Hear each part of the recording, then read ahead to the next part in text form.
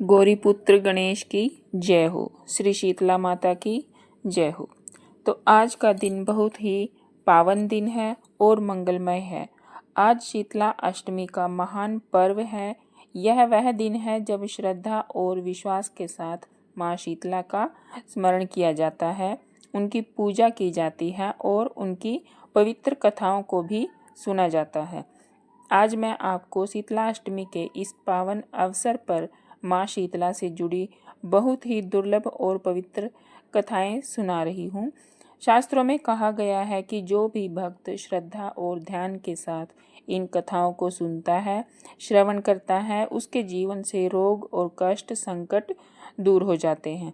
इतना ही नहीं, शीतला माँ की कृपा से भक्तों की मनोकामनाएं भी पूर्ण होती हैं। इसीलिए आप भी श्रद्धा और विश्वास के साथ इन कथाओं का श्रवण करिए और शीतला माँ का स्मरण कीजिए। माता शीतला की कृपा से जीवन में सुख, शांति और स्वास्थ्य की प्राप्ति होती है। एक गांव में एक ब्राह्मण रहता था। उसके 2 बेटे और 2 बहुएं थीं।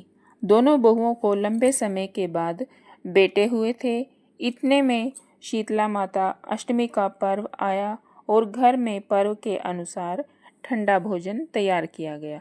दोनों बहुओं के मन में विचार आया कि यदि हम ठंडा भोजन कर लेंगे तो बीमार हो जाएंगे। हमारे पुत्र भी अभी छोटे हैं। इस कुविचार के कारण दोनों बहुओं ने पशुओं के दाना बनाने वाले बर्तन में चुपके से 2 बाटियां तैयार कर ली। सास बहू शीतला माता की पूजा करके आई, शीतला माता की कथा सुनी।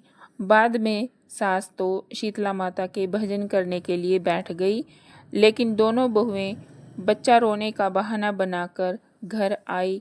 दाने वाले बर्तन से गर्मा गर्म रोटी निकाली, चूरमा किया और पेट भरकर खा लिया। सास ने घर आने पर बहुओं से भोजन करने के लिए कहा, तो बहुएं ठंडा भोजन करने का दिखावा करके घर के काम में लग गई। सास ने कहा, बच्चे कब के सोए हुए हैं, उन्हें जगाकर भोजन करा दो। बहुएं जैसे ही अपने अपने बच्चों को जगाने गई तो उन्होंने उन्हें मृत पाया। ऐसा बहुओं की करतूतों के फलस्वरूप शीतला माता के प्रकोप से हुआ था। बहुएं विवश हो गई। सास ने घटना जानी तो बहुओं से झगड़ने लगी। सास बोली, तुम दोनों ने अपने बेटों की बदौलत शीतला माता की अवहेलना की है, इसीलिए अपने घर से निकल जाओ और बेटों को जीवित स्वस्थ लेकर ही घर में पैर रखना। अपने मृत बेटों को लेकर दोनों बहुएं घर से निकल पड़ी। रास्ते में यह खेजड़ी का वृक्ष था। इसके नीचे चादर ओढ़े शीतला दोनों बहनें बैठी थी। दोनों के बालों में प्रचुर मात्रा में जुएं रेंग रही थी। बहुओं ने थकान का अनुभव भी किया था। दोनों बहुएं ओढ़नी ओढ़े शीतला माता के पास जाकर बैठ गई। उन दोनों ने शीतला बहनों के बालों से खूब सारी जुएं निकाली। जुओं का नाश होने से ओढ़नी ओढ़े शीतला माता ने अपने मस्तक में शीतलता का अनुभव किया और बोली, तुम दोनों ने हमारे मस्तक को ठंडा किया है, वैसे ही तुम्हें पेट की शांति मिले। दोनों बहुएं एक साथ बोली, पेट का दिया हुआ ही लेकर हम मारी मारी भटकती हैं, परंतु शीतला माता के दर्शन हुए नहीं हैं। शीतला माता ने कहा, तुम दोनों पापिन हो, दुष्ट हो, दुराचारिणी हो, तुम्हारा तो मुंह देखने योग्य भी नहीं है। शीतला अष्टमी के दिन ठंडा भोजन करने के बदले तुम दोनों ने गर्म भोजन किया। यह सुनते ही बहुओं ने शीतला माता जी को पहचान लिया। देवरानी जेठानी ने दोनों माताओं का वंदन किया। गिड़गिड़ाते हुए बोली, हम तो भोली भाली हैं, अनजाने में गर्म खाना खाया, आपके प्रभाव को हम जानती नहीं थी। अब आप हमें क्षमा करें, पुनः ऐसा दुष्कर्म हम कभी नहीं करेंगे। उनके पश्चाताप भरे वचनों को सुनकर दोनों माताएं प्रसन्न हुई। शीतला माता ने मृत बालकों को जीवित किया। बहुएं तब बच्चों को साथ लेकर आनंद से पुनः अपने गांव लौट आई। गांव के लोगों ने जाना कि दोनों बहुओं को शीतला माता के साक्षात दर्शन हुए हैं। दोनों का धूमधाम से स्वागत करके गांव में प्रवेश करवाया। बहुओं ने कहा, हम गांव में शीतला माता के मंदिर का निर्माण करवाएंगे। चैत्र माह में शीतला अष्टमी के दिन केवल ठंडा खाना ही खाएंगे। शीतला माता ने बहुओं पर जैसी अपनी कृपा दृष्टि की, वैसी ही कृपा दृष्टि सब पर करना। श्री शीतला माता सदा हमें शांति, शीतलता तथा आरोग्य दे। आइए अब शीतला माता की मनोकामना की पूर्ति करने वाली दूसरी कथा को सुनते हैं। इस कथा को सुनने से हमारे घर में कभी भी कोई हारी बीमारी नहीं आती।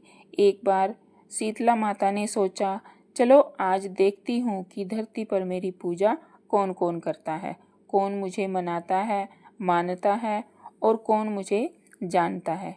यही सोचकर शीतला माता धरती पर राजस्थान के डूंगरी गांव में आई और देखा कि इस गांव में मेरा मंदिर नहीं है और ना ही मेरी पूजा होती है। माता शीतला गांव की गलियों में घूम रही थी।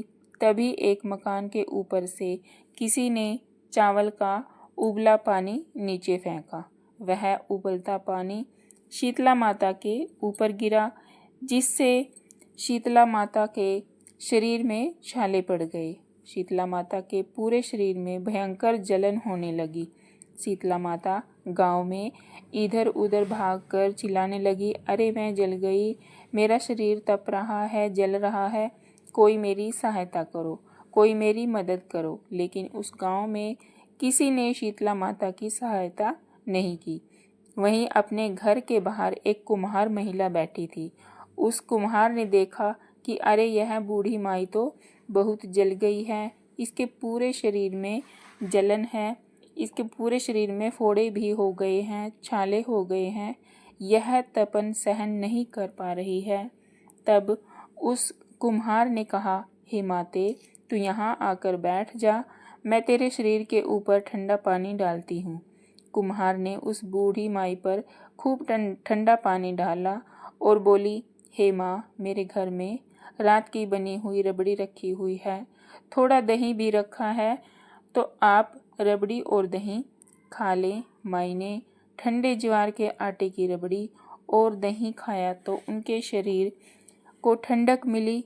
तब उस कुम्हार ने कहा, आ माँ, बैठ जा, तेरे सिर के बाल बहुत बिखरे हैं, ला मैं तेरी चोटी गूंथ देती हूँ। और कुम्हार माई की चोटी गूंथने लगी, कंघी बालों में करती रही। अचानक कुम्हार की नज़र उस बूढ़ी माई के सिर के पीछे पड़ी तो कुम्हार ने देखा कि एक आँख उसके बालों में छिपी है। यह देखकर वह कुम्हारिन डर के मारे घबरा कर भागने लगी। तब उस बुढ़िया माई ने कहा, रुक जा बेटी, तू डर मत, मैं कोई भूत प्रेत नहीं हूँ, मैं शीतला देवी हूँ। मैं तो इस धरती पर देखने आई थी कि मुझे कौन मानता है, कौन मेरी पूजा करता है। इतना कहकर माता चार भुजा वाली, हीरे जवाहरात के आभूषण पहने, सिर पर स्वर्ण मुकुट धारण किए अपने असली रूप में प्रकट हो गई। माता के दर्शन कर कुम्हारिन सोचने लगी, अब मैं गरीब इन माता को कहाँ बिठाऊं। तब माता बोली, हे बेटी, तुम किस सोच में पड़ गई हो। तब उस कुम्हारिन ने हाथ जोड़कर आंखों में आंसू बहाते हुए कहा, हे माँ, मेरे घर में तो चारों तरफ दरिद्रता बिखरी हुई है, मैं आपको कहाँ बिठाऊं। मेरे घर में ना तो चौकी है, ना बैठने का आसन है।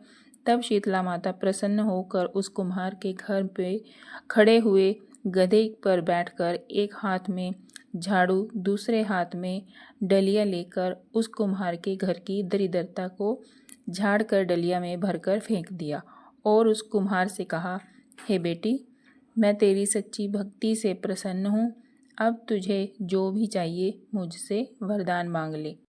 तब कुम्हार ने हाथ जोड़कर कहा, हे शीतला माता, मेरी इच्छा है कि अब आप इसी डूंगरी गांव में स्थापित होकर यहीं निवास करें। जिस प्रकार आपने मेरे घर की दरिद्रता को अपने झाड़ू से साफ कर दिया है, ऐसे ही आपके जो भी भक्त होली के बाद सप्तमी और अष्टमी को भक्ति भाव से पूजा करें। अष्टमी के दिन आपको ठंडा जल, दही, उबासी, ठंडा भोजन चढ़ाए, उसके घर की दरिद्रता दूर करना एवं आपकी पूजा करने वाली महिला का अखंड सुहाग रखना, उसकी गोद हमेशा भरी रखना। साथ ही जो पुरुष शीतला अष्टमी को नाई के यहाँ बाल कटवाएं, धोबी के कपड़े धुलवाएं ना दें। पुरुष भी आप पर ठंडा जल चढ़ाकर, नारियल फूल चढ़ाकर परिवार सहित ठंडा बासी भोजन करें। उसके काम धंधे व्यापार में कभी दरिद्रता ना आए। तब माता बोली, तथास्तु। हे बेटी, जो तूने वरदान मांगे हैं मैं सब तुझे देती हूँ। हे बेटी, तुझे आशीर्वाद देती हूँ कि मेरी पूजा का मुख्य अधिकार इस धरती पर सिर्फ कुम्हार जाति को ही होगा।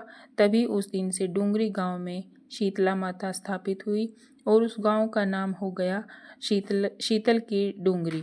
शीतल की डूंगरी भारत का एकमात्र मुख्य मंदिर है। शीतला सप्तमी और अष्टमी के दिन यहाँ बहुत विशाल मेला लगता है। बोलिए श्री शीतला माता की जय हो।